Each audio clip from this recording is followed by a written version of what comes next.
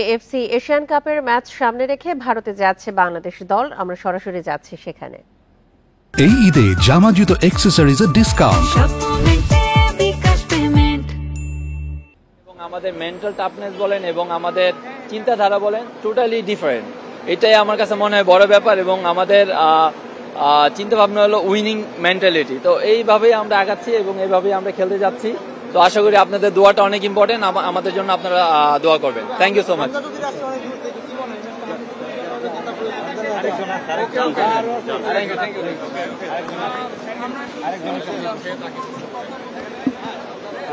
কথা বলছিলেন AFC Asian কাপের ম্যাচ সামনে রেখে ভারতে যাচ্ছে বাংলাদেশ দল। আমরা সরাসরি ছিলাম সেখানে।